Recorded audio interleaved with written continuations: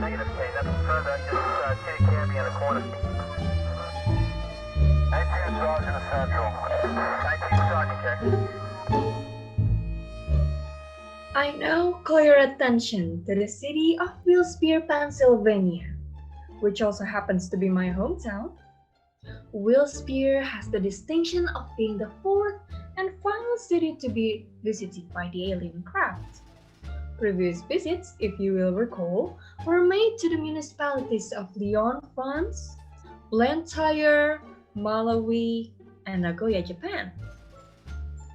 But this visitation was different. How was it different? Having monitored the other instances of alien visitation and having been thoroughly apprised of the health risks resulting from contact with the extraterrestrials, local and federal authorities took the following measures. Prior to the latest alien incursion, they cordoned off the target area and placed each house located therein under immediate quarantine. Let me introduce you to the target area, my very own neighborhood, Susquehanna Creek Acres. I knew these people intimately. These people were my friends and my neighbors, and I understood all too well what they were going through. For I too was housebound by a government decree for those 3 long days.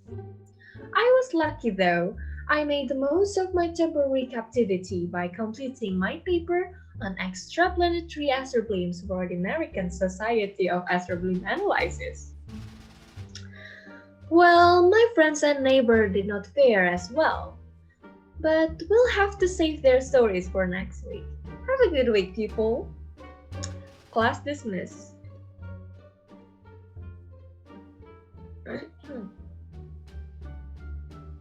Don't you all have somewhere place to be?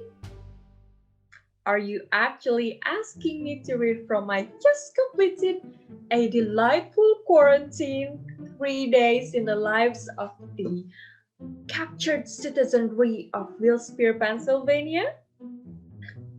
Well, you flatter me. You do. Well, it happened on a Saturday afternoon. By 2:12 p.m., every home in the subdivision was sealed off. It happened very quickly and without incident. Within moments, things were set into motion. That is, those things that had not already been set into motion. These were things that had nothing to do with things from outer space.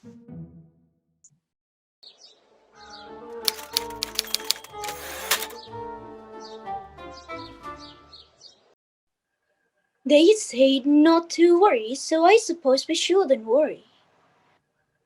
This happened in Japan on Tuesday. Nobody was hurt. All the aliens want was so simple. They were gone in 3 days. Still, I don't like being told that I can't leave my home. It's only 3 days, Mother, and you certainly don't want to get sick.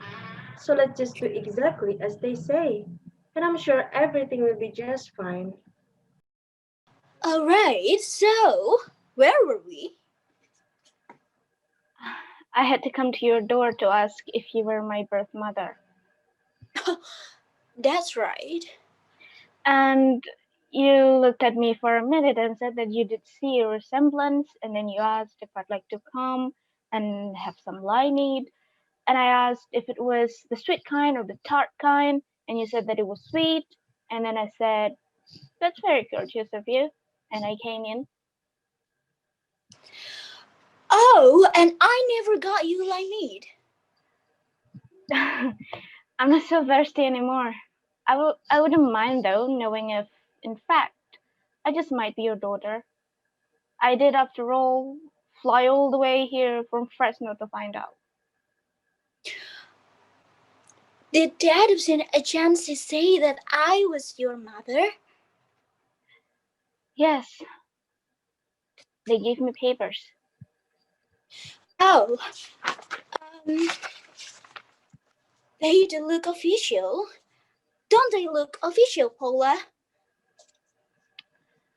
And they gave me your name and address. Then it must be so. Paula, dear, met your sister. I didn't get your name. Kitty. Kitty Svet. Kitty. This is your sister, Paula. Paula, this is your sister, Kitty. Perhaps we should all hug or something. That's okay. A So sister? I have a sister? Wow. I didn't know I had a I sister. didn't know I had a sister. I thought it was best for you not to know. So for the last 32 years, you thought it best that I go on thinking I was an only child? Yes, dear. Which of us came first? I don't quite remember. How can you not remember? Well, you came at very nearly the same time, dear. If my birth canal had been wide enough, I have no doubt that you both would have popped out side by side, just like the song. What song? The song about not having a barrel of money and being ragged and funny. So we're twins. twins? You're twins. And you kept her and gave me away? Well, I couldn't afford to keep you both, dear. Times were hard, and your father was, well, nowhere to be found. I was working 2 jobs to put myself through school. There wasn't room in the papers for the both of you. I still don't understand. How could you just given one of your children away? It doesn't make any sense. Well, it seemed to make sense at the time. Obviously, if I would had my druthers, I would have kept you both. But I didn't have any druthers, dear. So I did the only thing I knew to do. And that was to hold together what little family I could, given my situation, and pray that my farewell child might enjoy an even better life herself elsewhere. And did you? You decide. I was a ward of the foster system until I turned 18. Oh dear, nobody ever adopted you? One couple filed the papers, but then they were run over by the tractor. Oh my. The both of them? Yes, But how? they were playing Twister in a cornfield. A what? They were playing Twister in a cornfield. The farmers didn't see them? Or the twister man? He was colorblind, but that's neither here nor there. I feel so terrible about how things turned out. To you, really. Well, of course, I do. Then tell me why. I was the one you gave away. How did you decide? Give me a glimpse into the decision-making process vis-a-vis my abandonment. Well, I'm sorry, dear, but I don't recall just how it was came. I came to that decision. Sorry. I find this a little hard too. Mother remembers everything. She remembered the birthday of the girl at the drugstore who only works on Tuesday. I remember her birthday because it's a leap year child. A leap year child.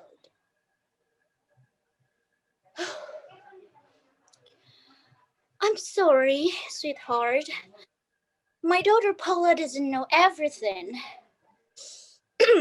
May we change the subject, please? Are you aware that there are aliens from outer space in our very neighborhood right now taking soil samples? Did you never think about me? Did you never wonder what might have happened to me? I thought about you every single day, dear. Thought, wondered, worried. And when Paula went through that self-destructive phase right before her second divorce and stayed up all night with her Sara Lee chocolate cream cakes and her Crown Royal, and I had to bail her out of jail after she put a bowling ball through the front windshield of her ex-husband's Taurus, I started thinking about you even more. Perfectly awful thing to. You must admit it, Paula, that you have been quite the handful. Well, having you for a friend hasn't been a bed of roses either. And now I find out that you are a kind of mother who give her children away. I kept you, didn't I? For whatever it was worth. I, I should probably go. I didn't mean for this to happen. Oh, no. You can't go there. We're quarantined. Let me get you some meat. I'm defrosting turkey cutlets, and you can have my bed. Paula, you can have your old bed. I have Twister.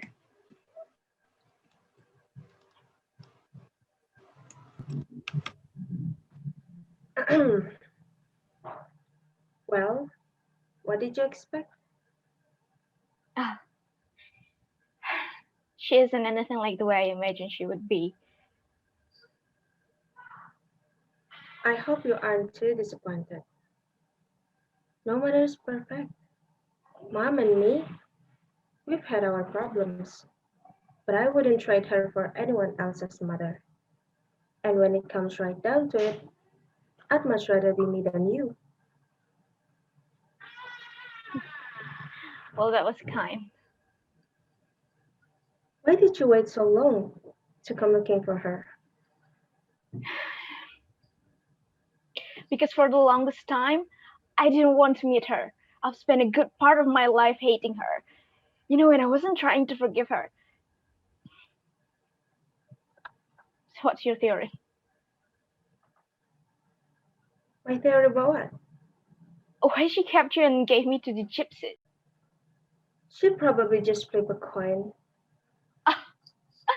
Would you flip a coin over something that important? No, I suppose I wouldn't. You know, you're just going to make yourself crazy with all this wondering. And I can tell you right now, she isn't going to tell you. Because it's probably the stupid reason you can think of. Like you had a funny baby burp or something.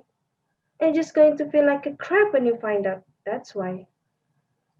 So I say, let go of it. You are here. You are in her life right now. The both of you should just start fresh from this point forward. And what about you and me? Will we ever be close? Of course you'll be close. We're going to be a family, dear, after all these years apart. I think I'd like that. But first, I'd like to know why you decided to give me away and not her. That is very important. But it shouldn't be. The past is the past. Now, both of you girls come into the kitchen and have some meat. There is a real show going on outside the kitchen window. People running around with suits and space-age gadgets. If you wave at them, hi, they will wave back.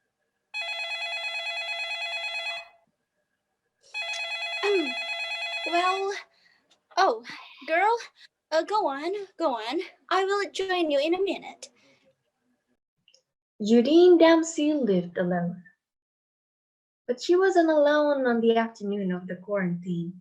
You see, Judy and Dempsey had a very special guest, Chester Vanderhorn. Her date for the afternoon, and as luck would have it, for the next 3 days as well.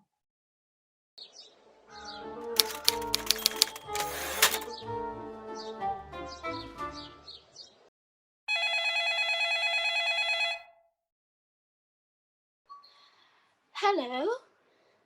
Hello, Barbara. I'm so glad you're home. What's wrong? Are you alright? I'm fine. I'm fine. No, I'm not fine. I'm absolutely petrified. Well, the quarantine is only a precautionary measure. I know. The quarantine is only for our safety, and the aliens will probably be gone after they get their samples, but it isn't just the aliens. No, Chester's here. you're dead. Yes. He arrived before the quarantine. Yes, and we had rich crackers and cheddar jack cheese, and then we were going to leave to spend the afternoon at the Baseball Glove Museum. But before we could get out of the house, they put us under lockdown. And now Chester's here, and I don't know what to do with him. Where? Where is he right at this moment? In the bathroom? Oh, is he alright? He's fine. He's fine. No. He isn't fine. There's something terribly wrong with him, Barbara. Wait. I hear a toilet flush. This is a good sign, I think. Oh, mercy, Barbara. He flushed twice. What makes a man flush twice? Well, I don't know, Juden, but I really should go. Oh, well, I will call you later, okay? My other daughter is here. You mean the daughter you gave up for adoption when she was just a baby? Yes, she just showed up not a half hour ago. He stopped flushing. I think this is a very good sign. I will talk to you later, Juden. You'll be alright. Just don't tell him about the cats. But he'll have to find out about the cats at some point, don't you think? But not right now, dear. Trust me. All right. Is she pretty? Who? Oh, yeah, of course. She's very pretty. She's a lovely young man. Well, goodbye, Juden. Okay, goodbye, Barbara.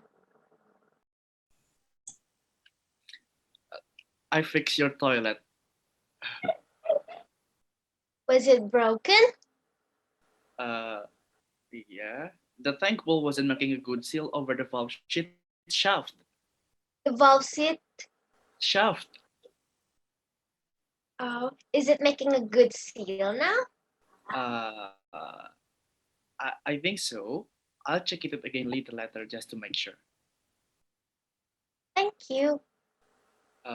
So how long do you think they are going to coop up like this? The man on the radio said it could be about 3 days. How's the larder? The what?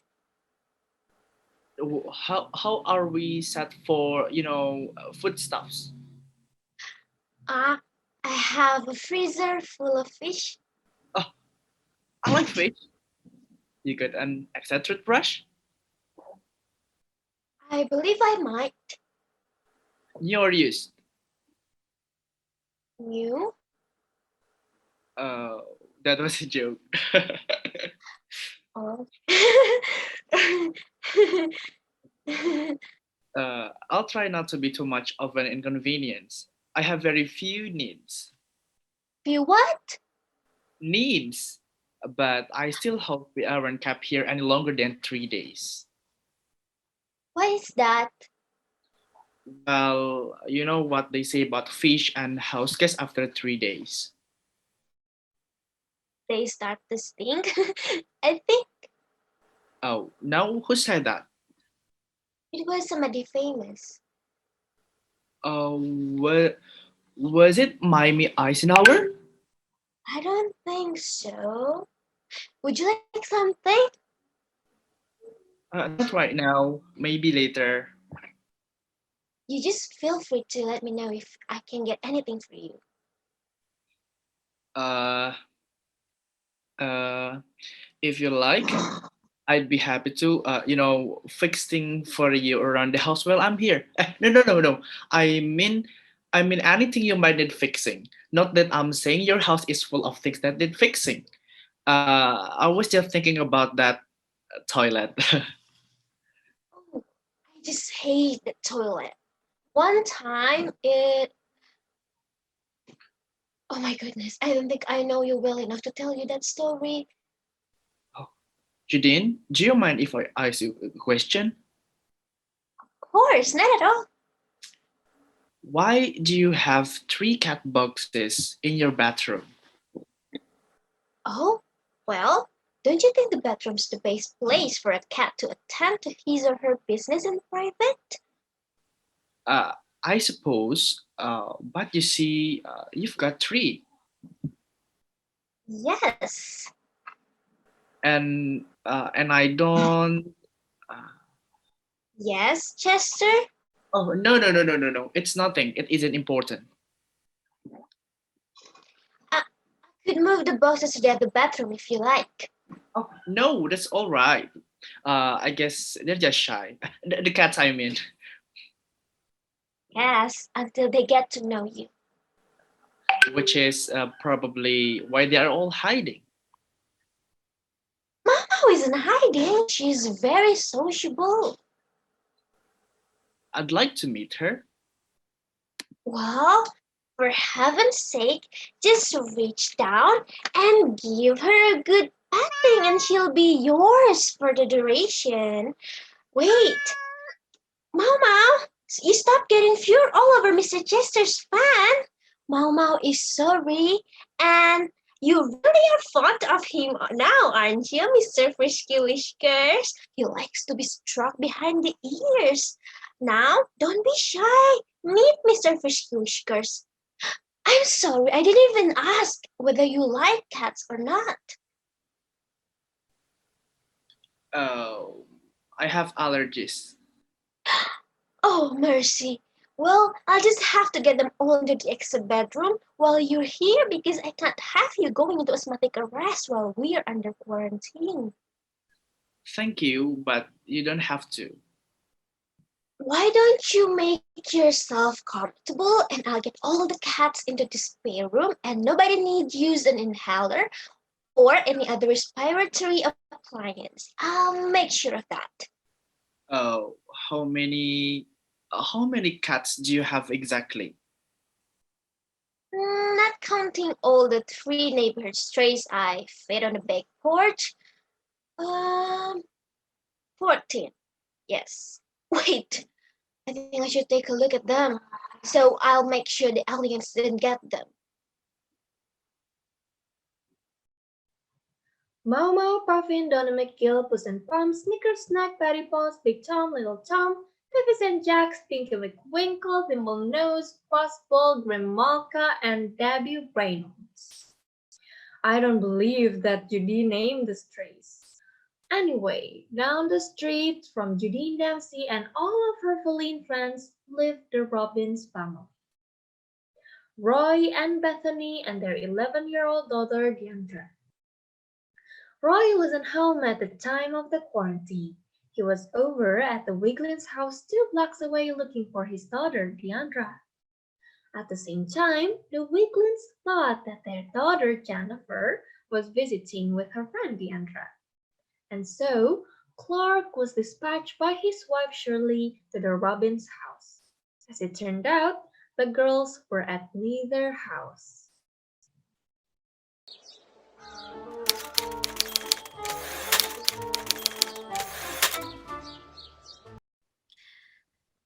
They never showed up here, Shirley. Are you sure they aren't hiding somewhere? Or maybe they're just playing a prank? Well, Jennifer knew better than to play a prank like that. Let me talk to Roy. Then I'd like to talk to Clark, okay?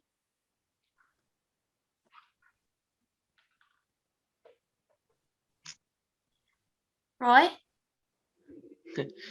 It's okay, Beth. But I'm really worried. They are probably at one of their friends' houses. We'll hear from them soon, I'm sure.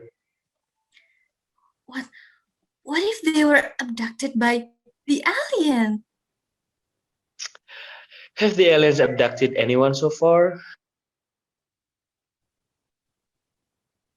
They just want our dirt.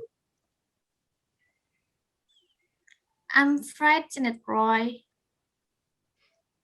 It's going to be fine. Isn't Clark there?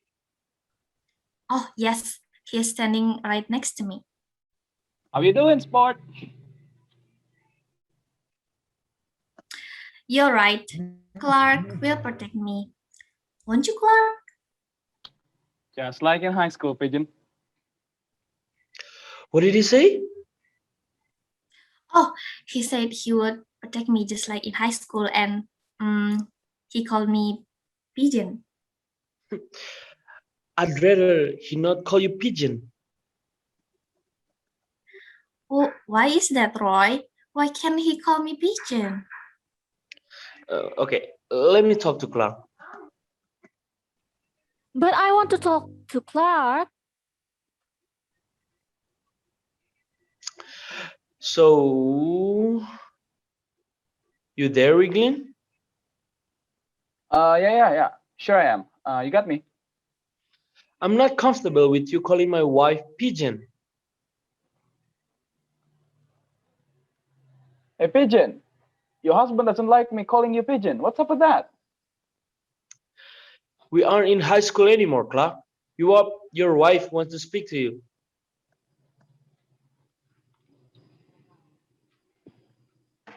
Clark, What is it, sweet gherkin? why are you calling Bethany Pigeon? Oh, for God's sake. Can we just drop the pigeon thing already? Jeez. Fine, fine. Phone me the minute you and Bethany hears from the girls, okay? That is, if Roy and I don't hear first. Otherwise, we call you. You call us or we call you. You have that? Whoever heard first. You understand? Okay? Yes, I understand. The women gives me a throbbing. And stop calling Bethany Pigeon.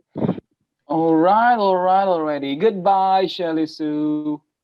Goodbye, Clark.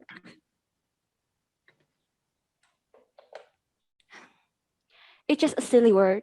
I'm sure he didn't mean anything by it. No. It isn't that.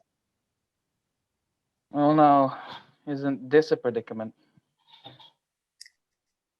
It's a predicament. Something else is matter? 3 days. 3 days.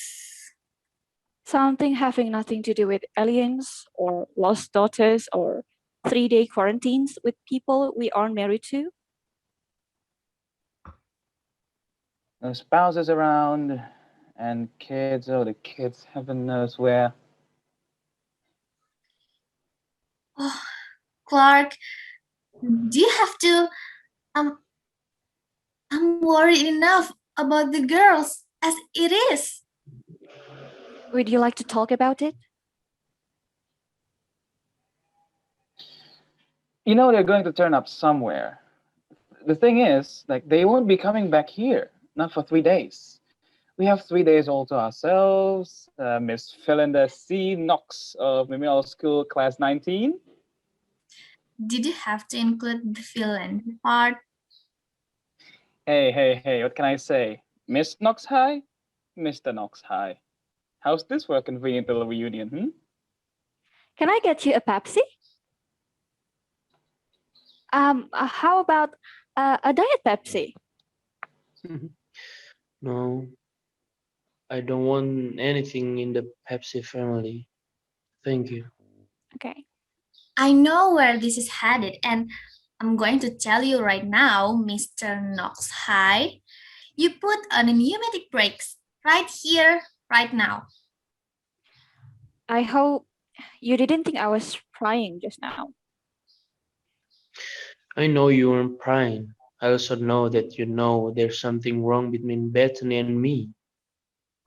Oh, come on, Pigeon. Don't you care to relive our halcyon days of youth?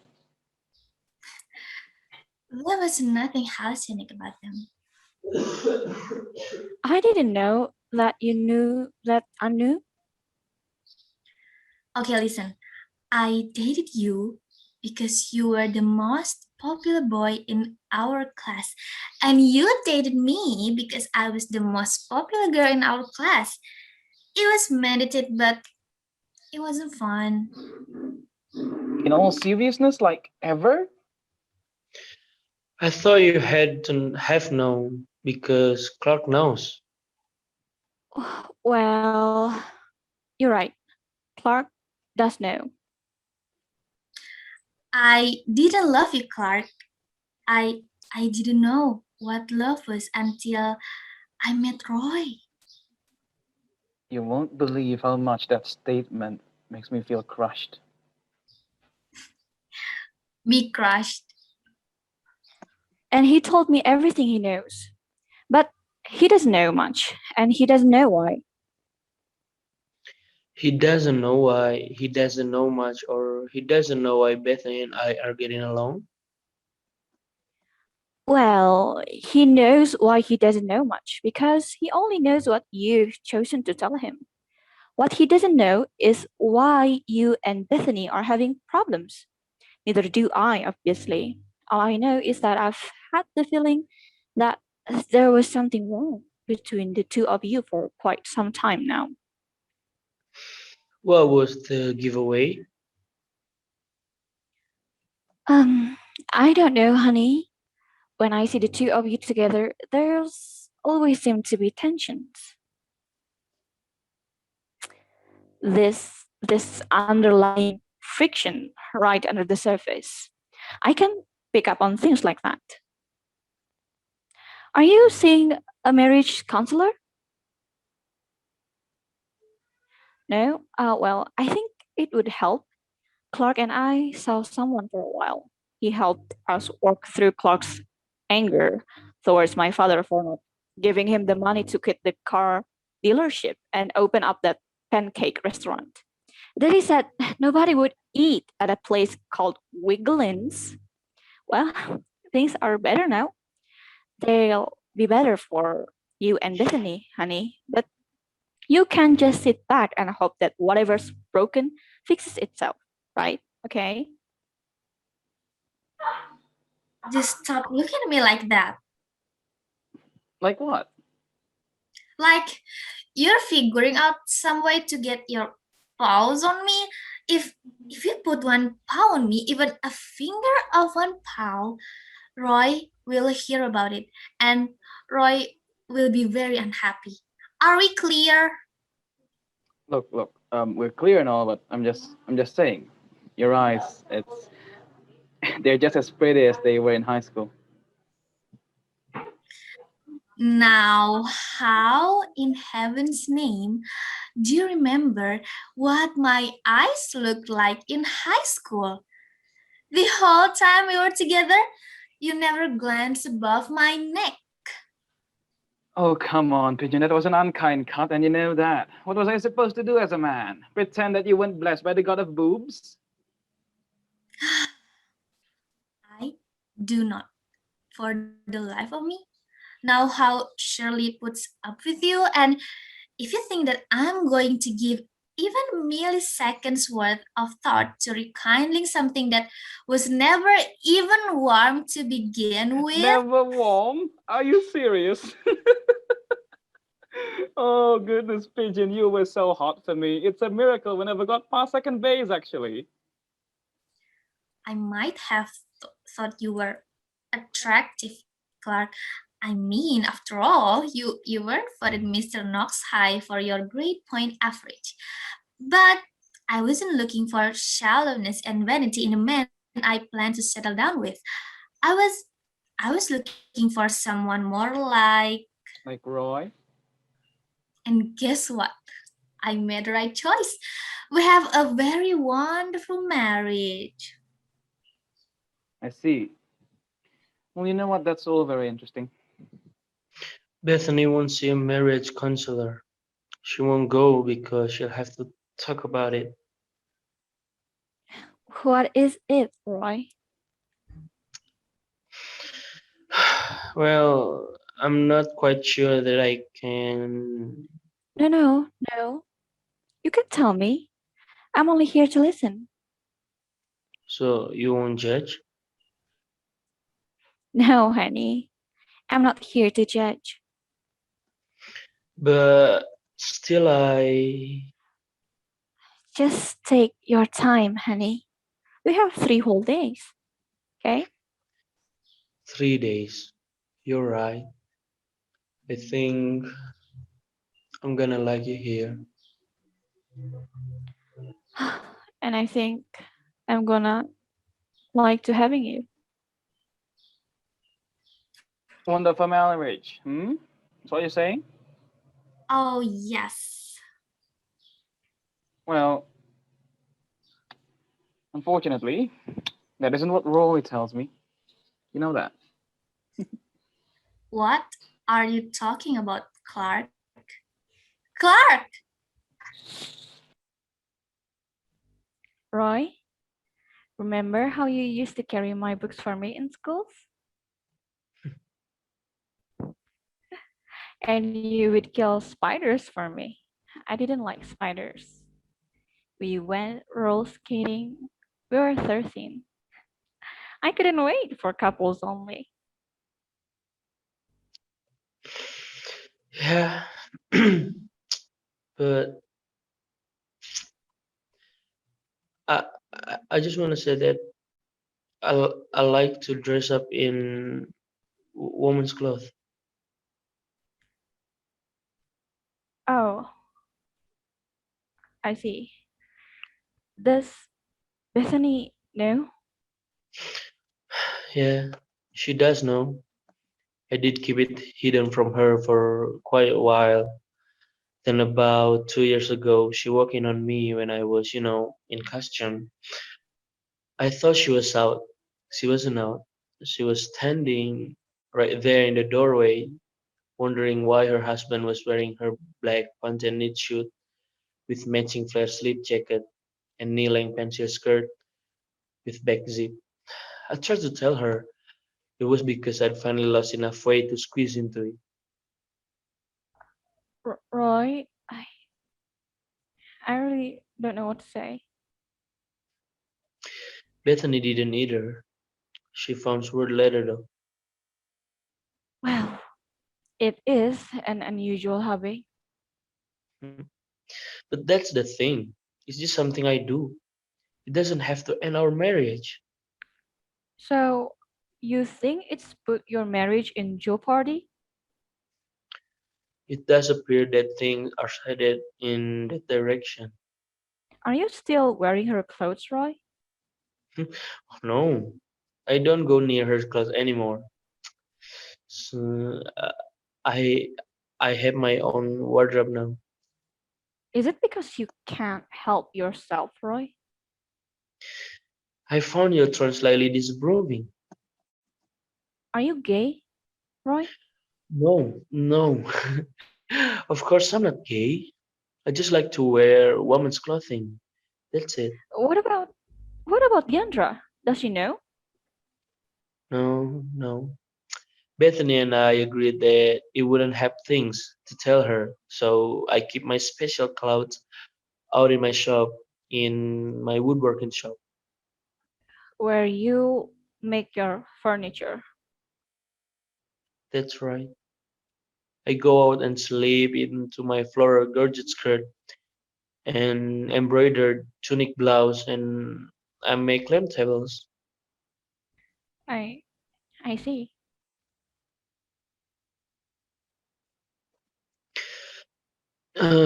So you're sitting there judging me, are you? No, Roy. I'm just trying to figure out what it is inside a man who isn't gay or trans whatever that makes him want to dress up like a woman. I don't know.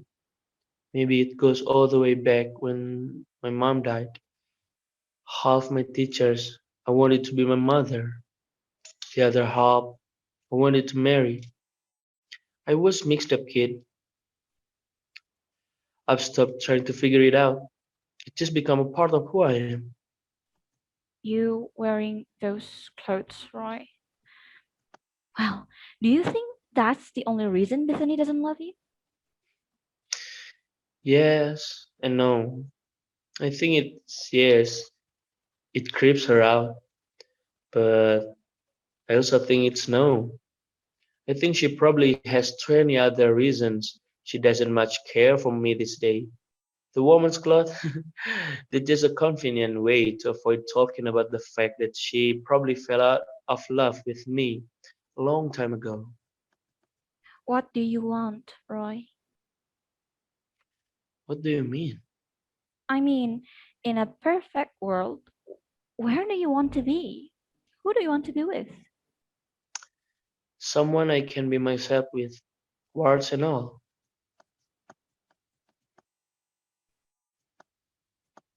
You can be yourself with me, Roy. You can mean that. I do, Roy. I like the real you. Ever since we met in fourth grade, I always thought there was something so warm, so kind, and gentle about you. By the way, you weren't wearing, back then, were you? Just my mother's pearl necklace and earring. I didn't get into the heavy stuff until college. But when you say that you like me, do you mean like me in sense of our long-lived friendship or some other sense? Let's get something to eat. I hope the girls are alright.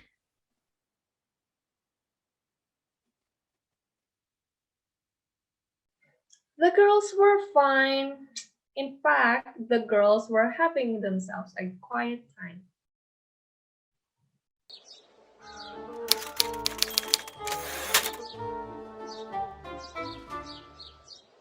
I mean, she has to be somewhere, right? Maybe she went to visit one of her children, or one of her grandchildren, or one of her great grandchildren. She's got to be at least 100. Maybe she died. You don't really think she died, do you? But she was very old. Then where's her body? Maybe they took it away. I didn't hear about a funeral or anything. Did you hear about a funeral or anything? I'll bet she's here. I'll bet she's still here in the house. I just haven't found her yet. We didn't look in the basement. No, we didn't look in the basement. She could have fallen down the stairs. She could be laying at the bottom of the stairs with her neck broken. Why don't you go see? Why don't you come with me? Okay. Why don't you go first? Why don't you go first? Maybe we don't have to. What do you mean? Mrs. Tuttle? Mrs. Tuttle? Are you down in the basement? How's your neck? Mrs. Tuttle? Mrs. Tuttle? Are you anywhere in this house? I think we should call home. But why? To let our parents know that we are all right. Also, we also should let them know that something bad might have happened to Mrs. Tuttle. Do you think the aliens took her? Do you think they might be coming back for us? But what should we tell them about how we got in here? Well, we rang Mrs.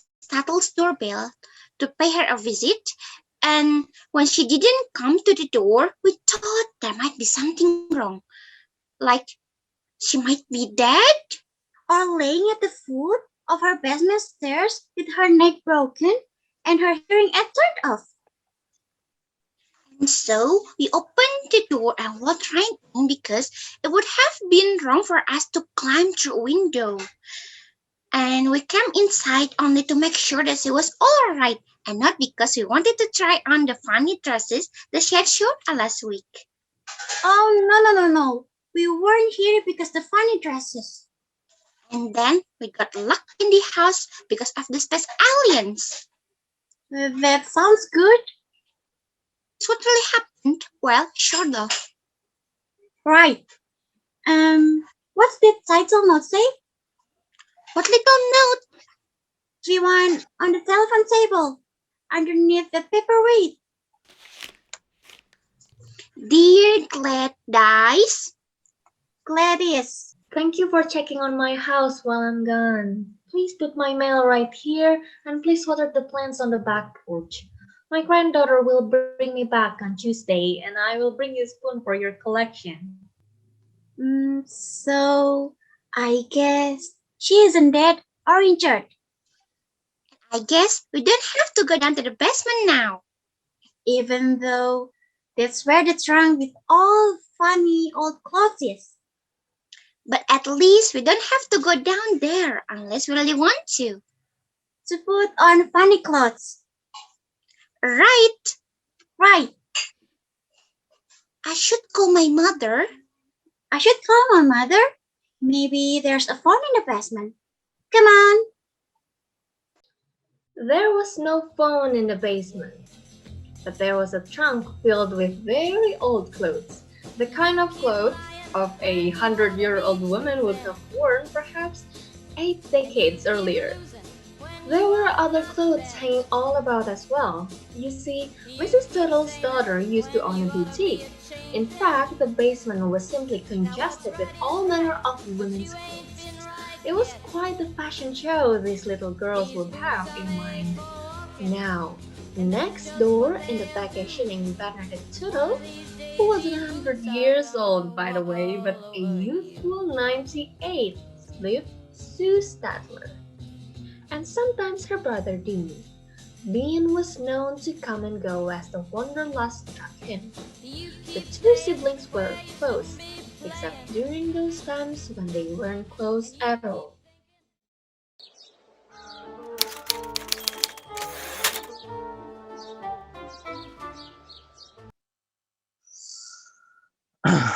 Here, come in here, Dean. We need to talk. Why don't you relax? You're making me tired. Stay still, Dean. Please. I was supposed to go up to the lake with Tyler and the rest of the guys this weekend. If I'd left when I wanted, I'd already there by now. Now I'm stuck here with the freaking Martians. I'm sorry that when I asked you over here last night, I didn't foresee this delightful quarantine. Will you ever forgive me? It's just that I'm stuck here until Tuesday, sis. And you still haven't told me what was so important you had to talk about. Well, I certainly cannot discuss it with you right now. Not with you like this. Will you relax? I'm not hurting anybody. You're making me nervous. Everything makes you nervous. You don't have fingernails, the way you've been nibbling away at them since you were 2. Dean, I don't want to fight with you. Please be nice. Right? Right, you win. I'll be calm. I'll sit here and watch the television and be quiet. And I won't make you nervous. I'll be just a quiet couch potato. Will that make you happy? I know you weren't going up to that lake to go fishing with Taylor and Larry and Patty. You were going up to that lake to smoke joints. I'm not stupid. I don't smoke pot. Do you want one? No. I don't want to smoke a joint with you, Dean. All right, so let's talk straight. Tell me what's going on. All right.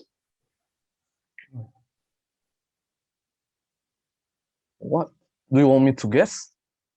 Are you pregnant by the choir director boyfriend of yours? Wouldn't that be a nice church scandal? You know what Mama died of? Of course I know what Mama died of.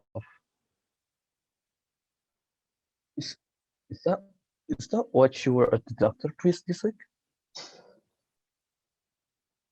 What did he say? Tell me.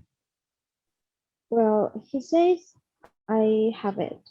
The tests show I have it. Ovarian cancer, Yes, Dean. just like Mama. That's right, Dean. And how far along? Fortunately, not as far along as Mama when she found out, but I have it. And I have to go in for surgery on Wednesday.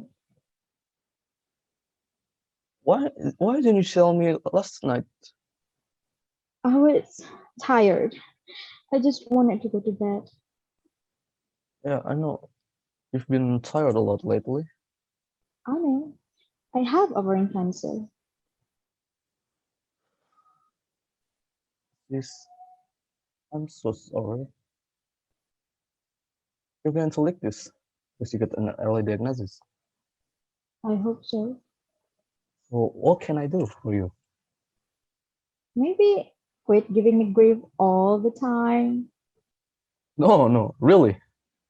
What can I do? Whatever you need. You want me to move back in for a while? Bob and Zoe will be glad I'm not around switching the channels on all the time. You could come visit more often. I like it that you decided to spend the night last night. Yeah, dog had a date. I can't sleep on the couch. It smells like beer and piss. Well, whatever the reason. Anything you need. Well, there is something you could do for me. You won't laugh. Whatever it is, I won't laugh. I want you to pray for me. Mama taught you to pray, right? Now I lay you down to sleep.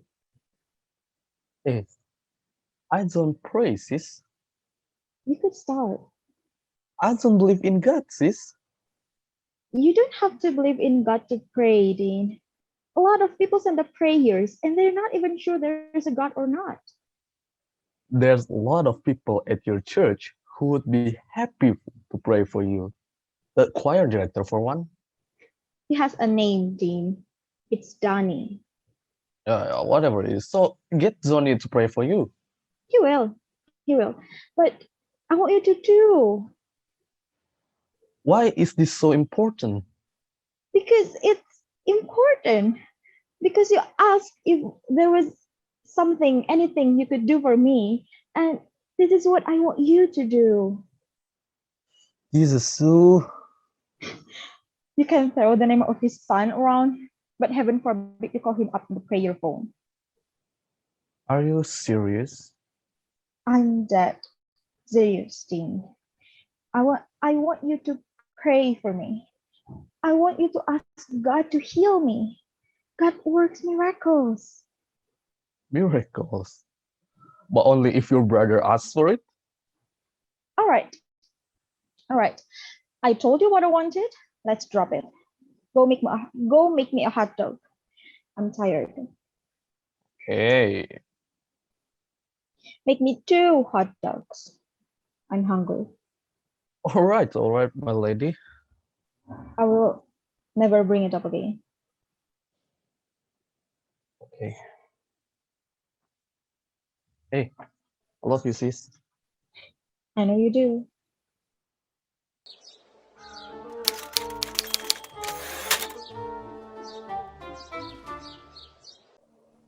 Would you like another sandwich?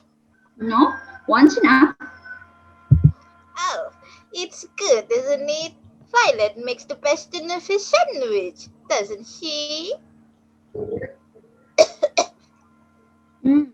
What are the crunchy pieces? Bacon bits. Would you like some more iced tea? No, the one glass was fine. It was slightly bitter actually. Say, why are you two being so nice to me? Well, we thought about overpowering you and tying you up, but not with my pet bag. And, of course, Violet isn't half the martial artist she used to be. So you decided to best of it instead? Oh, doesn't that make sense? I was burglarizing your house for crying out loud. You would have gotten away with it. But then we woke. Surprise! Surprise! Oh, the house was empty. Where's your car? Oh, it's in the shop, being fixed. It has a broken fan belt. Would you like some jello? We just made a double recipe. No. What were you doing in that closet? Spying on you. Wondering what you were going to remove from our house. But I heard giggling.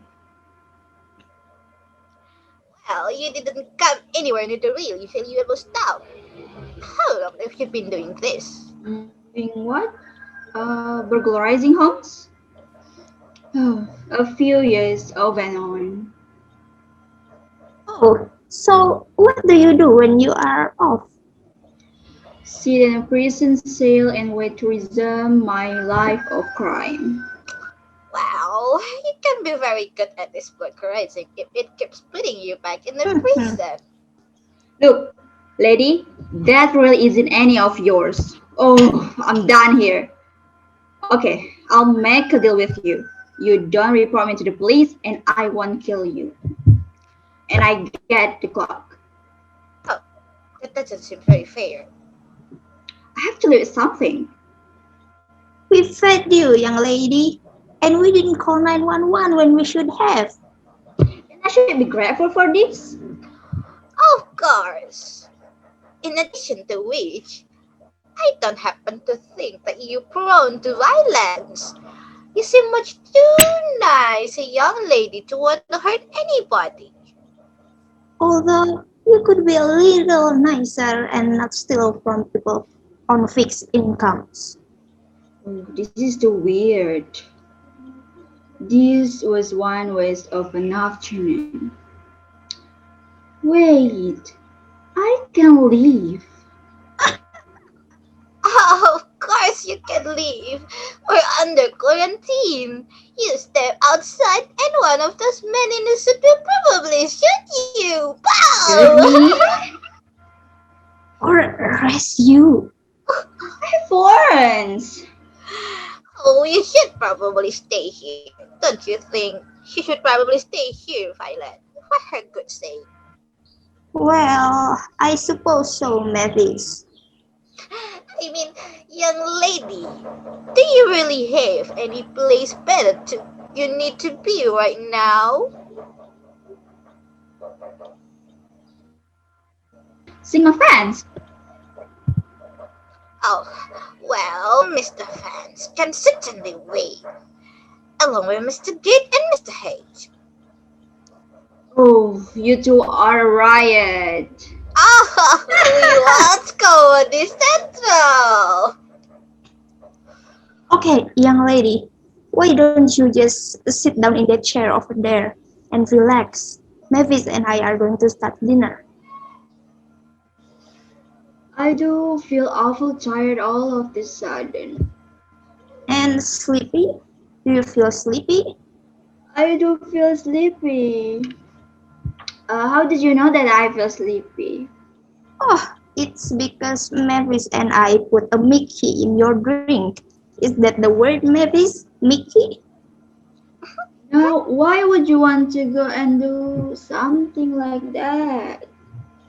Oh, go down to the basement, Violet, and get a rope here.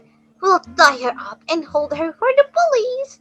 She really doesn't seem like too bad for a young lady, but she ought to not be breaking into any more houses. It's just, isn't right.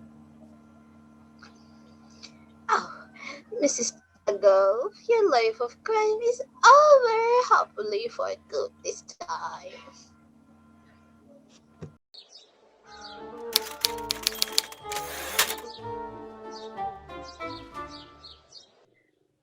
I wish Deandra would call.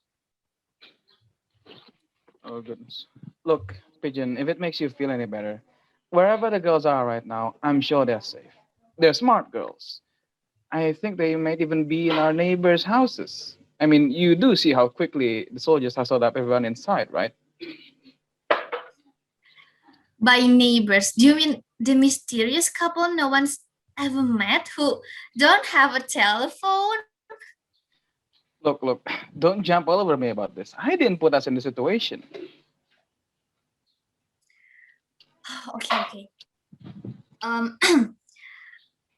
What does Roy tell about our marriage when he talks about it? Does he go into detail? Now that you ask that, nope. He just says he isn't happy. He says you aren't happy either. Well, now that he said that, I kind of want to know for real. Are you happy? No, I'm not happy. If you want the truth, are you happy that I'm not happy? What? Of course I'm not happy if you're not happy, Pigeon. But I'm happy that you could be honest with me. And now I'm going to be honest with you in return. You know, I'm not exactly happy with Shirley, and I don't think Shirley shares the sentiment. I think Shirley is also not happy with me. It sounds like none of us is happy. Sounds like it, yeah. But you know what? We could be happy. I'm not divorcing my husband to marry a man who doesn't love what's inside of me as much as what's outside. Oh, Pigeon. But I do love what's inside. What's inside, what's outside. I love everything about you.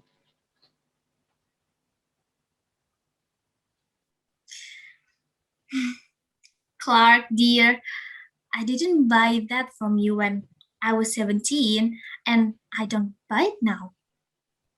Oh, come on. How can I make you believe that I'm not half the cat that I used to be? I don't even have a cat, Clark. I don't want any fraction of a cat. Roy is kind and loving and generous. Roy is just everything that I want for a husband. The only problem, See, right? There's a problem. Yeah? the only problem is that he happens to like wearing women's clothing. Oh, dear God. Really? Who would have thought? So you didn't know? I didn't know. Jeez, I thought he was having an affair. He is. He's having an affair with himself. And you know what? It's because you're not enough for him. Ouch. That was cruel. Let me finish, Pigeon. You're not enough for him, but you are more than enough for me. What do you mean by that? How do I say this? It's pretty embarrassing, but it's like harkening back to our high school days, and I think I'm in love with you, Bethany. You think you love me? I'm pretty sure. Yeah, I'm pretty sure. Well, how sure? Let's say it's 90%. I mean, like, that's not bad to start, isn't it? It's like 10% short of like 100. I always did think you were stunningly attractive. Shh. You talk too much.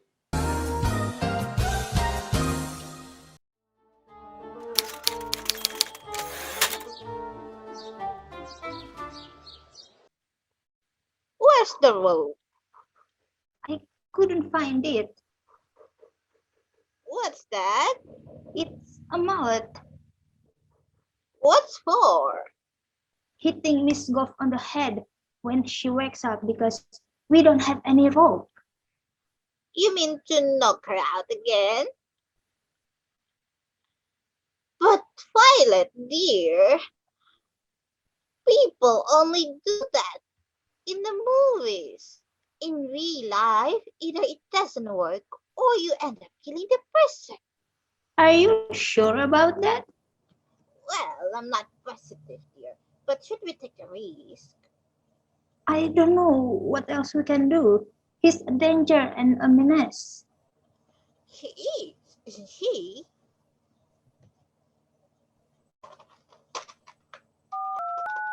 Who are you calling? Oh, Bernadette Toto. She used to be a nurse. But it's during the Civil War. Oh, I don't care. She'll know what part of the head it's best to strike, so as not to kill a person, but still put the person out of commission for a while. Is she there? Is she picking up? Oh, not yet. It takes her a while to get to the phone. There aren't any wheels on the walk of her. Should we answer? It might be our parents. Maybe somebody saw us through the window. Maybe we better answer. It's better if you did it. Hello? Who is this? It's Jennifer Wiglin. Oh, hello, Jennifer. This is Memphis Demko. Is Mrs. Tato there? No? Who's there with you, child? Deandra. What are you two girls doing there? We were looking for Mrs. Tuttle, but she isn't here. She's out of town. Do your parents know where you are? Yes? No. Oh, how are you guys doing? Are you alright? You have enough to eat? We're fine. You should call your parents. And we will. We will what? Call our parents. Oh, we should do that. And we will. Who are you going to call now? Oh, that's the guest parents. Oh dear. I hope it isn't Juden. You get coatingless muffin from that woman.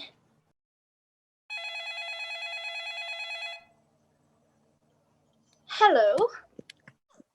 Bethany. No, it's Barbara. Barbara Middlebrook. Oh, I'm sorry, Barbara. I thought I was calling Bethany Robbins. Oh. It's those last two numbers. Whenever you infer the 3 and the 4, you get me. We've discussed this before. Is there anything I can do for you, Memphis? You've never had an opportunity to hit anyone over the head with a mallet, have you? No, Memphis, I have not. Well, then I'll let you go. How are you and Paula holding, by the way?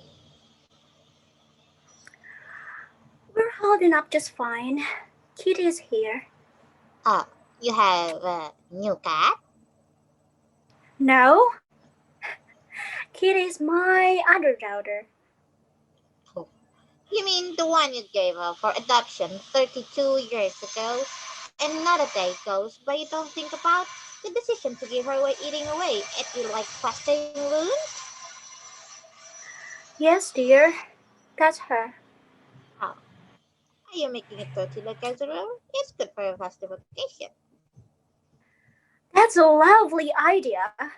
By the way, goodbye, Memphis. Give my best to Violet. Oh, okay, I will. Oh, by the way, why did you want to know if I had ever hit anyone over the head with a mallet? We have an intruder here, and we're trying to keep her sedated without killing her. Oh, I see. Well, goodbye, Nevis. Ah, goodbye, Barbara.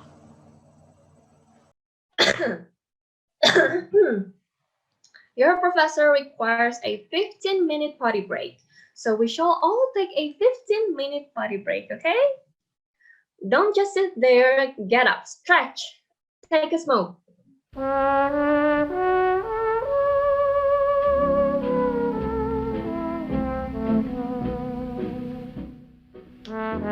Yoza, Yoza. This is WPPZ Wilsphere, Pennsylvania, and you're tuned to Big Band Ballyhoo. It's jitter time. I give you Count Basie and his jumping at the woodside. It's the Ballyhoo.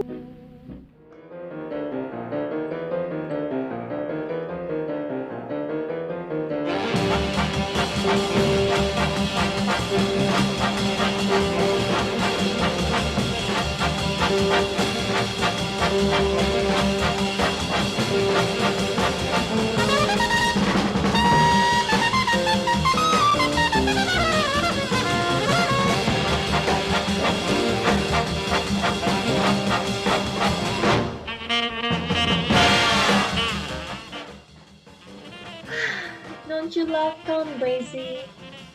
Well, later that night,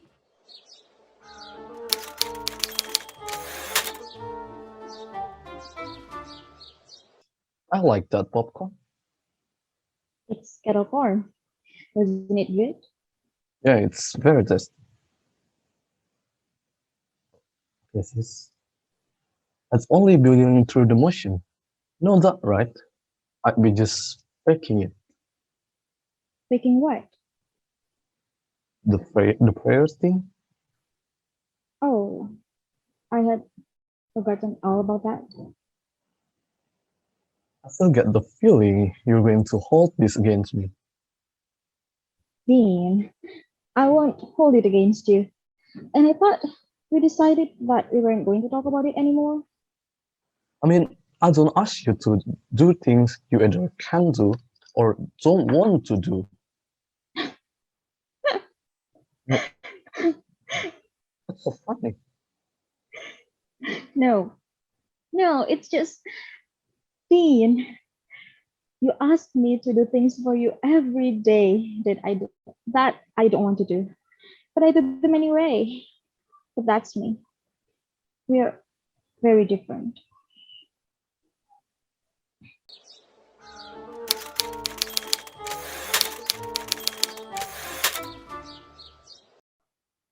Why did you wait so long to call? Do you know how worried we've been about you? Hey, is Jennifer there? Are they okay? Answer me, honey. Is everything all right? Who's looking after you? We're looking after ourselves. Mrs. Tuttles isn't there? No, we think she's out of town. What have you been doing with yourselves? We've been looking at old scrapbooks and eating cream of wheat. Oh, well, don't break anything. Okay. And stop eating all of Mrs. Tuttle's food. But we're hungry. Well, remember everything you eat so we can reimburse her. All right, Mama. Can I go now? Okay, look, baby. Call me first thing in the morning. Now, find a bed and go to bed. All right, Mama. That didn't sound very young, lady. What's going on over there? Nothing, Mama. You're up to something. I can hear it in your voice. What is it? I was just thinking about Daddy. I was just wishing he was here.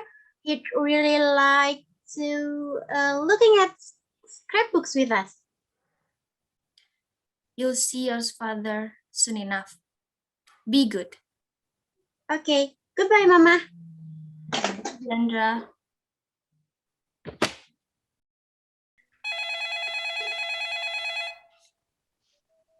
Hello? Hello, Shirley. I just heard from Deandra. She is with Jennifer. They're both at Mrs. Tuttle's house. Oh, I cannot tell you what a relief that is to hear. Thank you for letting me know. Roy, the girls are fine. So, Bethany, how are things going with you? Oh, everything's fine, Shirley. Everything's just fine. May I talk to my husband? Roy, she wants to talk to you.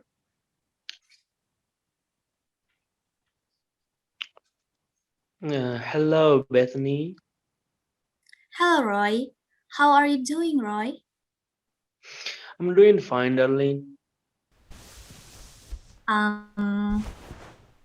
Well, what was that sound? Huh? What sound? Like the rustle of fabric. I don't know what you're talking about. Are you wearing a taffeta, Roy? She's just asking me if I'm wearing taffeta. Lie, Roy. Be a man and lie about the taffeta. No, Bethany. No, I'm wearing it. I'm not wearing anything. What I mean is, I'm wearing exactly what I wore over here this afternoon. I don't believe you. Oh my God!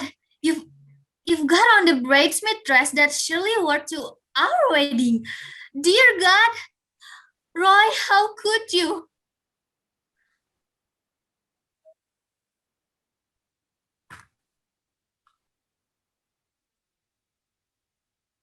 Dude, are you wearing a dress right now? In front of my wife? Yes, Clark. Yes, I am. Oh, goodness gracious, God Almighty. I think I better talk to Shirley.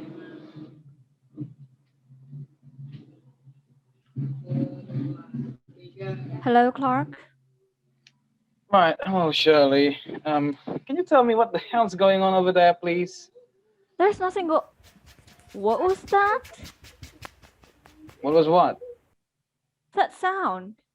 I knew that sound. I hear that sound every night, lying in bed next to you. Oh, goodness gracious. Now you even don't make sense. Make sense, woman. What sound? You scratching that carpet of hair on your chest. You're not wearing a shirt, are you, Clark? Why are you shirtless in Bethany's house, Clark? Are you bottomless too? Are you naked in Bethany's Robin's house, Clark? Okay, look, don't jump into the conclusion yet. Okay, for starters, I am actually wearing an undershirt, so I'm not shirtless, but about everything else, good job, Shirley. Yeah, you caught me red-handed. For goodness sakes, it's over, Clark. I want a divorce. Fine, divorce granted. I'm not even sure I stuck it out as long as I did. Now, excuse me for a moment, women. Bethany, will you marry me? I'm already married, Clark. Oh, come on, Pigeon. Would you divorce Corporal Klinger over there and marry a real man for a change? I don't know, Clark. You still haven't demonstrated that you will treat me any better than you have treated Shirley. But I can change, and I love you. I've never loved anyone more than you in my whole life. I can be a good husband. I can learn to be a good husband with you. And give me a chance, Pigeon. You will not be sorry. All right, Clark. I'll marry you. I'll throw the caution to the wind and. Right, and about that, Bethany wants a divorce from Roy. Here you go, Pigeon. Tell him yourself.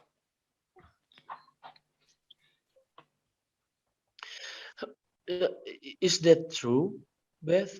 That you won't divorce me? Honey, I've wanted to divorce you long before I found out about your hobby. But why, babe? You're really boring, Roy. I mean, when you aren't being, you know, perverted. Shirley doesn't think that I'm perverted. I don't. I don't think he's perverted. Not at all. And what about Deandra? Oh, she'll be fine. Both of the girls will be fine. This way, they will be double stepsisters. Well, then I suppose we have nothing left to say. I suppose we don't.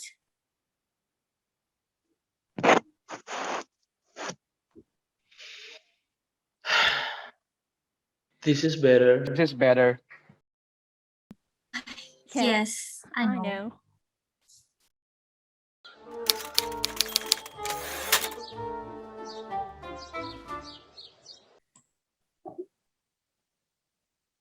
Two weeks ago, Dean, you didn't believe in aliens, did you? But they would come to Earth? To this very town? No, no, no. I didn't think this would ever happen. And yet, here they are, wandering around our neighborhood, and you accept it all, don't you? I don't. Oh, yeah, okay. I'll accept it. Well, then why can you accept the existence of God? I never said I didn't think that there might be intelligent life out there somewhere. It's only you, Christian, who thinks that the Earth is center of the universe. But God isn't an alien. God is this great other being concept that defies our logic. And I'm sorry, I've tried. I just can't get my brain around it. Or him, or her, if you buy into the great godmother thing. Would you please stop changing the channel like a crazy person? What is it that you want to watch? Making me dizzy. Susie Q, can I love you and want to help you, see you through this thing without getting down on my knees pretending to say a thing that I don't believe in? Yes. Yes, of course you can. Now, let's once and for all declare a moratorium on this subject. All right? It's really depressing me.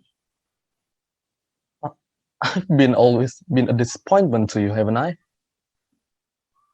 No, no, Dean, don't say that. You haven't been a disappointment because, even when you were screwing up, I know that you love me. And right now, I know that you love me more than anything, and you will do anything you can do to support me. With, of course, that one exception. And we're not going about to talk about that anymore. No, no, we're not. I'd like some ice cream.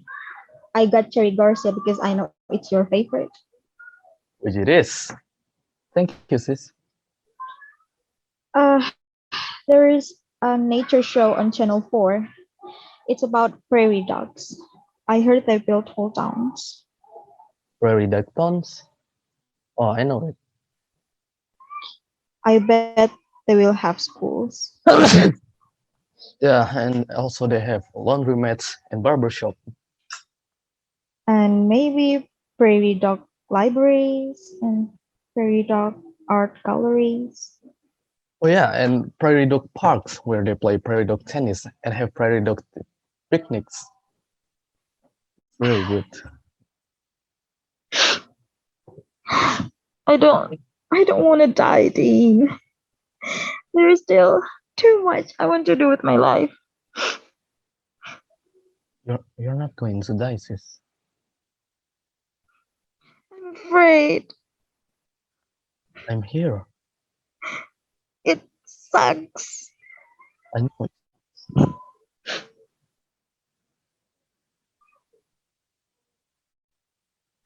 I mean, it really, really sucks. That's, it does sucks. It sucks big time. Did I ever tell you how much you mean to me? Yeah, yes, you say it all the time. Come on, let's get got our ice cream.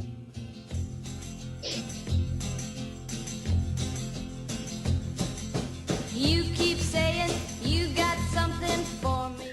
Nancy Sinatra's a life wire now, isn't she? I've always been a big Lulu fan myself. I suppose it's because of similarity in our names. Those schoolgirl days of telling tales and biting nails are gone. Well, but speaking of love,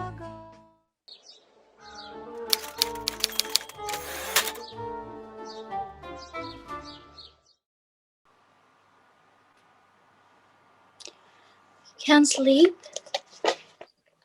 Neither can I. Come keep me company. Should I make us some warm milk? Warm milk just makes me pee all night. Isn't this cozy? It's a regular summer party. Oh, whose shirt is this? It smells like cheese. I got it at pizzeria on one of their giveaway nights. Oh, it's mozzarella. Have you always been nuts? I beg your pardon? I mean, were you born nuts or did you become mentally, I don't know, deranged at some point along the way, somewhere along the path of your sad life? I'm just curious. I was just laying awake in bed and wondering what a fortunate woman I am to have found my mother after all these years, but how unfortunate I am to discover that she's just this better 50-something-year-old lady who doesn't have a clue what a destructive thing she did 32 years ago. Doesn't have even the slightest notion that she ruined a life, a whole human life, by her recklessness, by her selfish, irresponsible, thoughtless negligence. Are you sure you wouldn't like some milk? I can warm it up in a jiffy.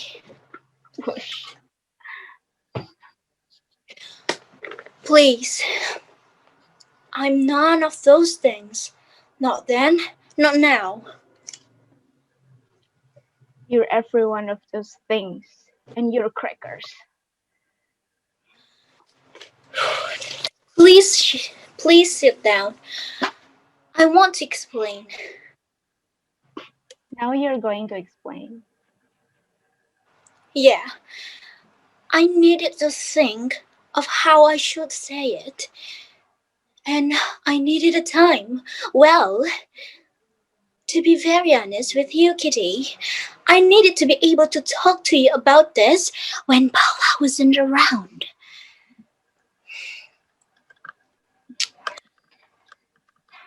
And for your information, I'm not 50-something.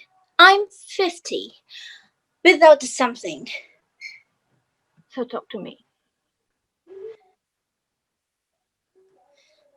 Maybe I did have a choice. Maybe I could have perhaps somehow muddled through. I don't know. Maybe somebody might have miraculously appeared on my doorstep with a bag full of money. And what you want to know is how I could have given you up and kept Paula. What? Well, here it is. Paula was sick. She wasn't just colicky. There was something, well, there just seemed something so fragile, so needful about her. You were healthy and happy and you never cried. Can you believe it? Not even when your diaper was calling for its own landfill. You just gave me a look. I quickly learned to recognize the look. It said, "Excuse me, but you might have noticed an overriding stench in the room. That would, of course, be me. And I would be most appreciative of changing. After you finish with the human Shiren in that other crib over there, you see, darling, I had to keep Paula. She was a mess even when she was a baby. She would never have been able to make it on her own, the way you did." But I didn't make it on my own. "But you did. Look at you. You were a beautiful young woman, and I'll bet you have a nice job. What do you do, by the way?" I work in purchasing for one of the airlines. "See? And people respect you, and I'll bet there is even someone out there who loves you." Frank, he told me not to come. So, do you regret coming, honey? Oh dear God. I don't know. I just wanting things to be. To be what? Sweetheart, your mother isn't June Clever, and I never will be. And yes, I'm a flake. I'll admit it. I'm always forgetting my keys, and I didn't even know. I do these things, sweetie, and you either accept them or not. Like you have to either accept or you don't, the fact of what I did to you 32 years ago. And all I can say is that if you accept it and forgive me and do whatever else it is you have to do to make it right inside you, I promise I will always love you. Just as I have always loved you even when I didn't know where you were all those years. But if you want to walk out that door on Tuesday and never speak to me again, well, I will understand it. And I will understand that too. I just want you to be happy.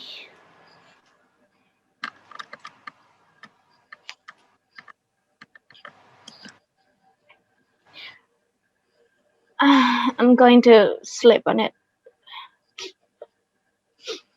In another nightshirt. Do you have another nightshirt I can wear, Mother? Of course. And the chest of throwers. There's one I got as a giveaway from the Canaan Kennel. It's got a schnauzer on the front, but you can hardly smell the kibble on it. Oh, well, Kitty. Yes. Thanks for calling me Mother just now. It was a nice gesture. It wasn't a gesture, Mother.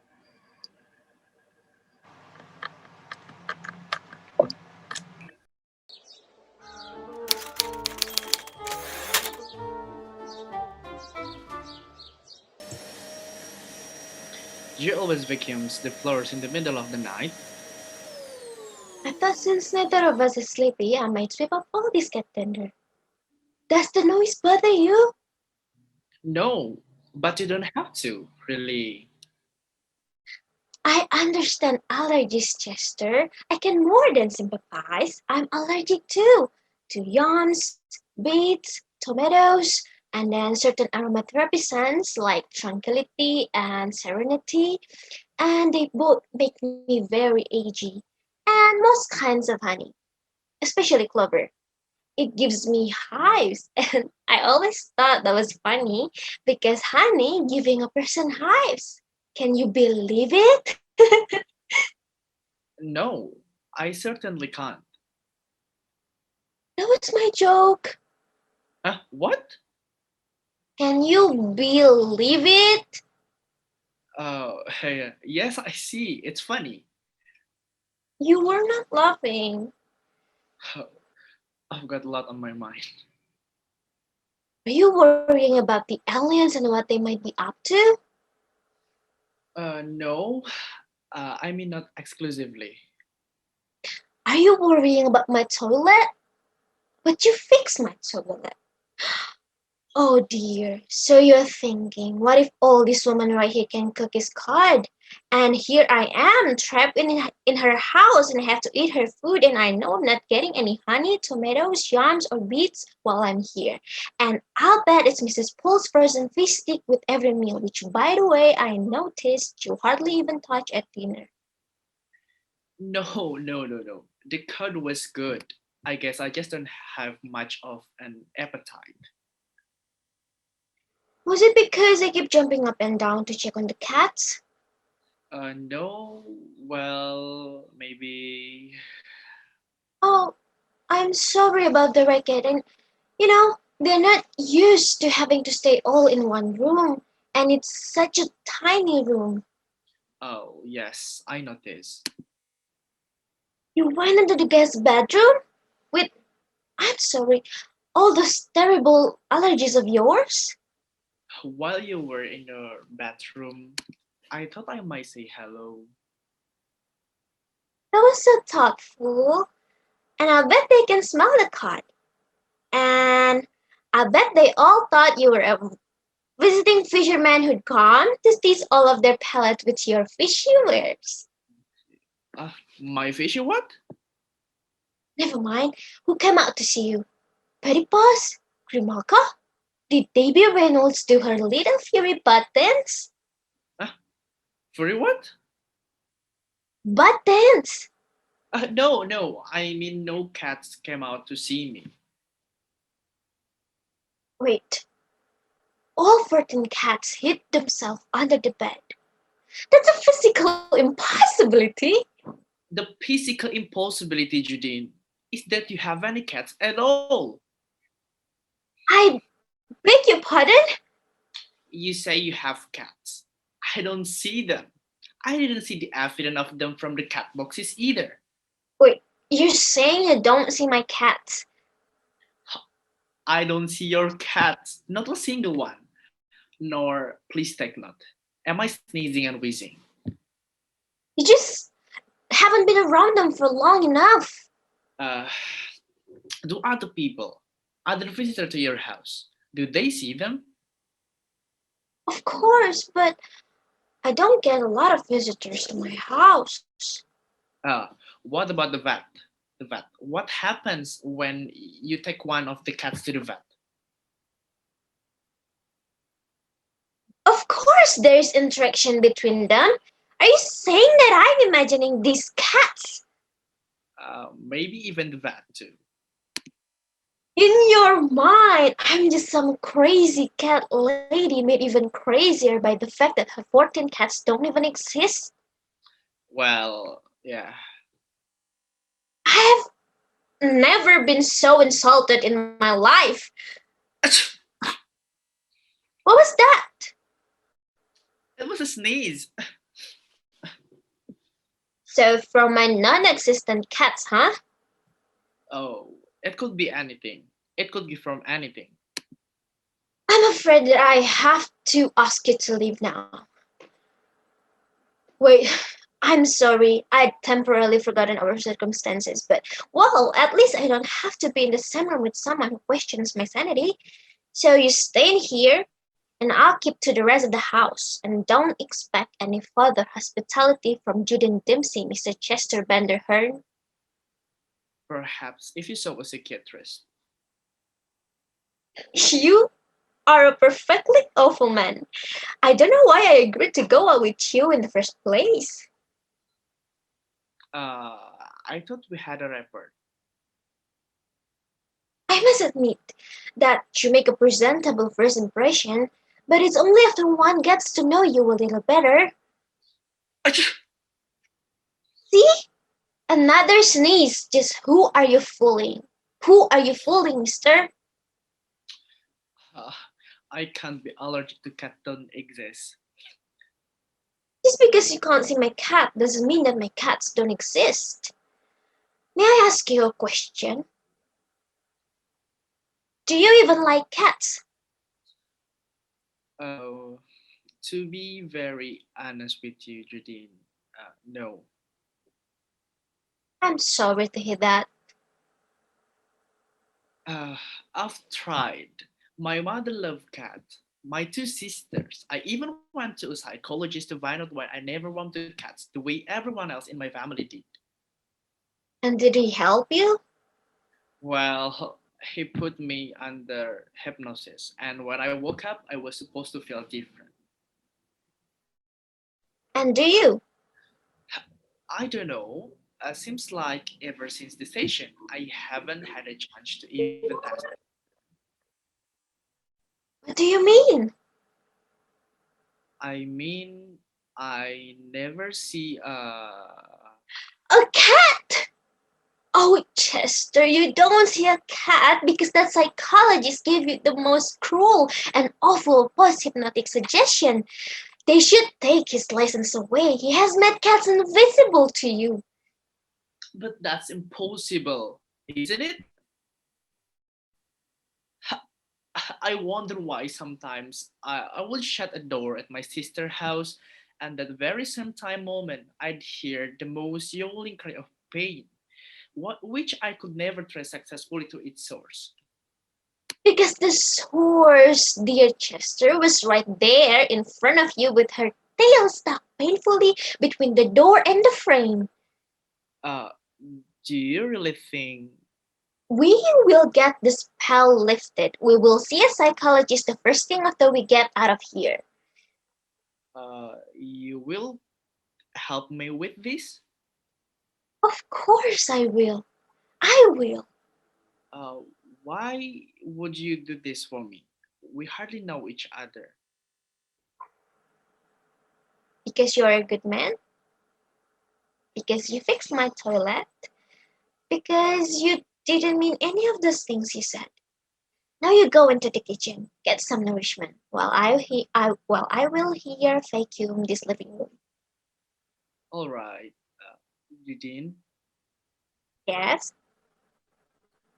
you could make some men very happy. a man who doesn't mind cats. Uh, I don't think I mind cats anymore. I'm not totally positive, but the thought of them doesn't bother me as much as it used to. Oh, Chester, that's really wonderful to hear. I will vacuum the living room first. Judith, a most incredible thing! Yes, yes, yes. What is it? The cat boxes. They're full of Yes. tar. Oh, Chester, honey, you're getting better by the hour. Look!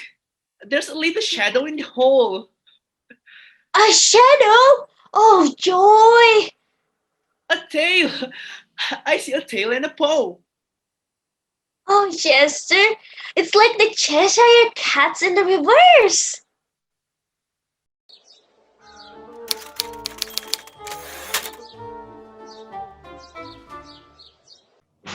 Well, we can't keep hitting her head. We might be giving her brain damage. Then what do you suggest we do when she comes around again? Perhaps we can reason with her. Oh, Violet, we can reason with a hardened criminal. She'll also have it in for us because we keep knocking her out with a mallet. Aha! I have it. Yes? We make her believe that we've been abducted by the aliens. She'll be sympathetic and won't hurt us. How do you know? Oh, would you hurt someone who had just been abducted by aliens? Would you dare insult an injury like that? No, I suppose I wouldn't. So, how do we make her think that we've been abducted by aliens? Well, we can just say it. We need evidence. What kind of evidence? Let me think about this a moment. Oh, Violet, go to the refrigerator and get a big bowl of jello. Why? Oh, we're going to apply it to ourselves. Why? Dear, haven't you ever seen Ghostbusters? It was on Comedy Central 3 times last week. Oh, Mavis, we are going to slime ourselves? Yes, and you better hurry. Don't wake up. Don't wake up. Perfect. Perfect. Now, you smell it all over me, and I smell it all over you. What parts of you, Mavis? Everywhere, everywhere.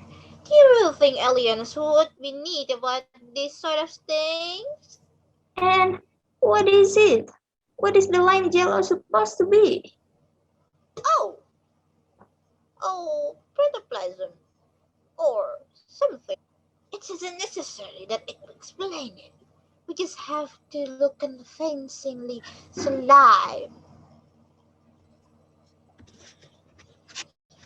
Ooh, it's cold. Yeah, it's been from the refrigerator. Oh, Violet! Really, don't eat it! I'm hungry, Mavis. We didn't have dinner. Is that strawberry? Yes, it reminds me of my grandmother. She'd always put a single strawberry, and this is the way I like to remember her.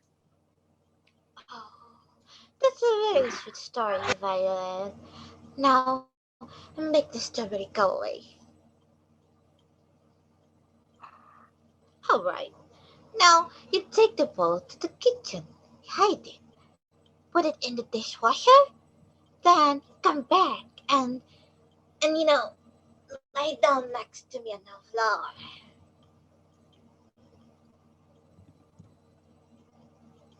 Mavis, Yes, Violet. how long do we have to be like this? Oh, until she comes around. What if she doesn't come around? She'll come around. She always come around.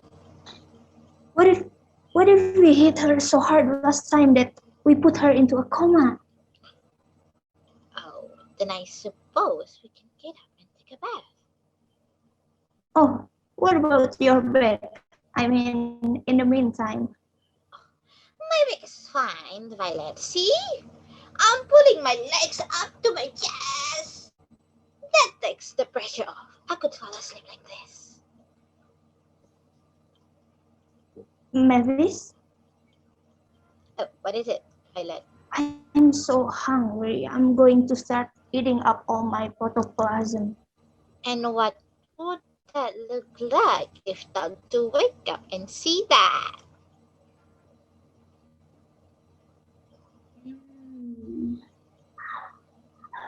What's going on here?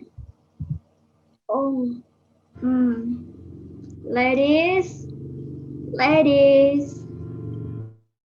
Oh, where am I? you are in your living room, lady. Mavis, I'm not here. what happened to us? The last thing I can remember is aliens walking through that door. They took us somewhere, didn't they? I think they took us under your ship, Violet. At one point, did they feed you with lime jello? Is that what it is? Yes. They probably wanted to take some back with them to their home planet. So they force you on board to show them how to make it. Oh, you may very well be right, Doc. I don't remember much of what happened on that ship, but the theory sounds plausible, doesn't it, Violet? Mm-hmm. It was apparently a messy operation. All right. The soul, as I now hazily recall, was on a sailing, wasn't it, Violet? Yes, and the sink was also on the ceiling. And every time you turned the faucet on, you took a shower.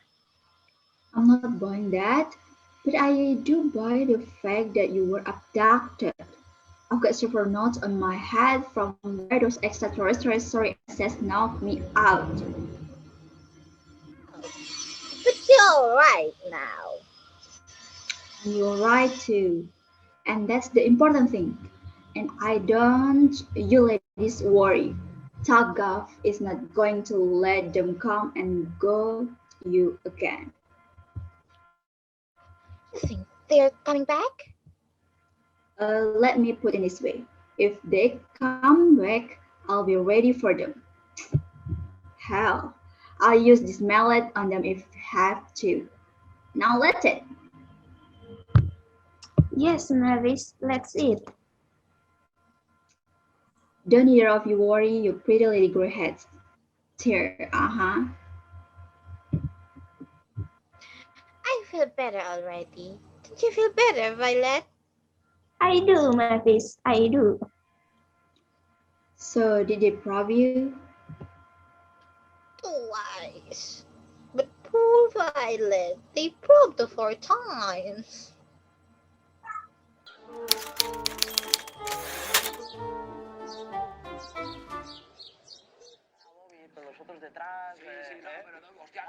Dean, here. Thanks, sis.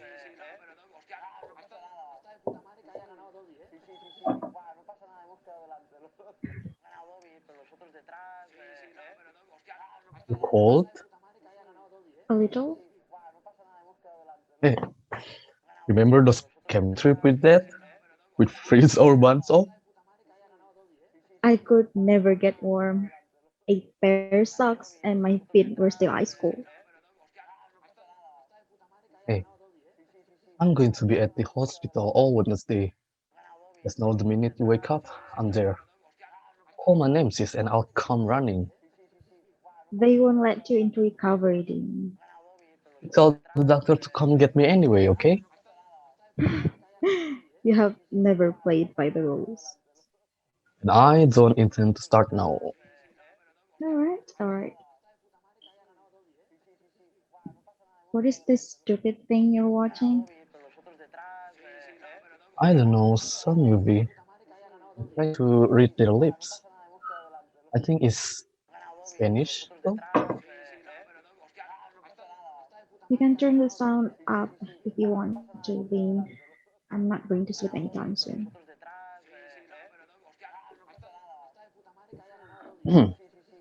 I like it better this way.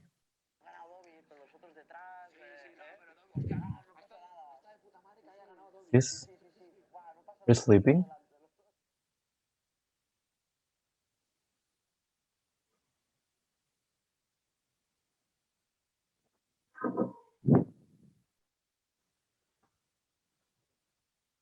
Dear God,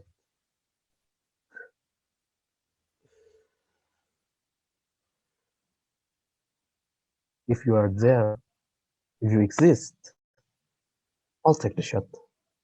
I mean, what have I got to lose? Dear God, I have one thing to ask you, and then I'll leave you alone. It's a very simple request, okay? I'm not asking for the word here, you understand?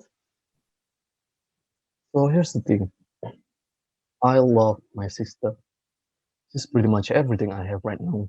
I don't make friends easy, I still haven't found a girl to settle with. My family, she's my best friend. So, okay, I'm making this one about me.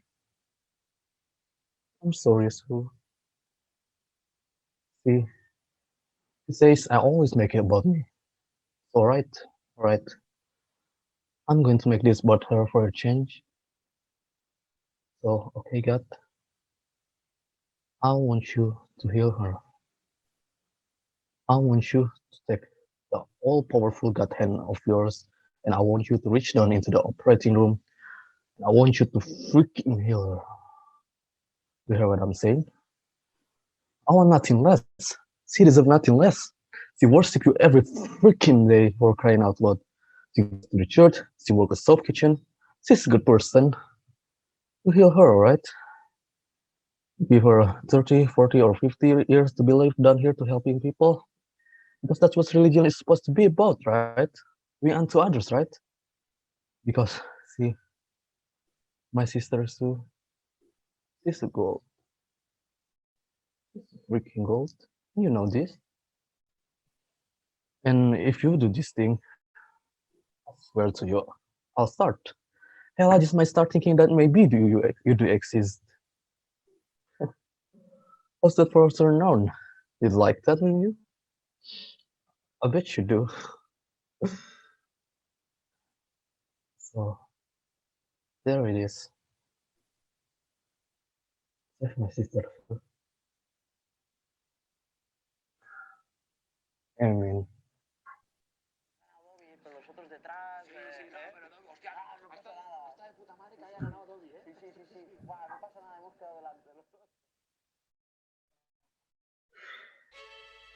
And they were gone by Tuesday, just like everybody said. And I remember exactly what it felt like that afternoon when we heard the blare of the all-clear siren. The sky was such a beautiful shade of blue, robin's egg blue, and the air smelled clean and it was warm and the sun felt so good. And we all ventured out one by one by one. But how do you thank someone who has taken you from crayons to perfume?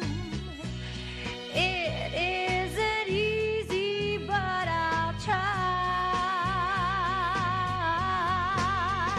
If you wanted the sky, I would ride across the sky in letters that would soar 1,000 feet high to serve with love.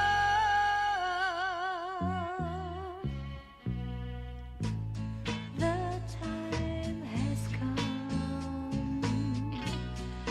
for closing books and long last looks must end.